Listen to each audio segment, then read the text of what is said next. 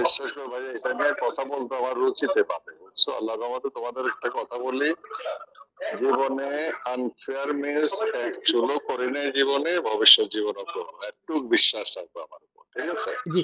আর এটার উপর কোনো কথা বলতে চাই আমি না, আসলে ঠিক একটা আছে? বিষয়, আপনি যখন নির্বাচনের আগে সবার কাছে অনুমতি চাইতে গেছিলেন, আমি আসলে প্রত্যেকটা জনসভায় ছিলাম আপনার। প্রত্যেকটা জনসভায় কিন্তু আপনি বলেছেন যে আমি আগে চাকরি ছেড়েছি, এরপর ব্যবসা করেছি, এরপর গিয়ে আমি আপনাদেরকে কিছু দিতে এসেছি। আপনার এই কথাটি এখনো ওটাই রেকর্ডেড থাকবে আমার, আছে। তো ওটাই থাকবে। এবং আমি তোমাকে একটা কথা বলি, নতুন কোনো ব্যবসা তো আমি জড়াবো না, এটা তোমার বলে দেবো, একটা বিষয় ঠিক একটু, আছে? নতুন কিছু করবো না। জি, বলো বলো। একটা বিষয় জানতে চাচ্ছি ভাইয়া, সেটা হচ্ছে আহ, মানে এটা কি রাজনৈতিকভাবে কেউ করাচ্ছে কিনা, বা এই বিষয়টা নিয়ে আসলে ব্যাপক মানে এটা এটা এটা এটা যাই, এটা নিয়ে আমি কথা বলবো না, এটা তোমাদের বিষয়, তোমরা খুঁজে বের করো, ঠিক আছে? আমি কি বলবো বলো। শোনো, এই- আমি আমি সহজ সরল মানুষ, এত ইয়া চিন্তা করি না।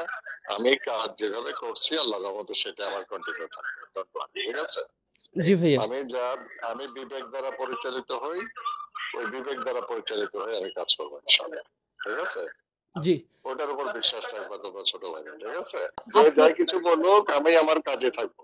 আপনার এই কাজটাকে বাধা দিচ্ছে কারা, বা আপনার কাছে কি মনে হয়, এটা একটু জানতে চাচ্ছি। আমার আমার কোনো ধারণা নাই, আমার এই ব্যাপারে কোনো ধারণা নাই। আমার বক্তব্য হলো যে আমি নোংরা আমি পছন্দ করি না, এবং নোংরাতে আমি কোনোদিন পা দেবো না, ঠিক আছে?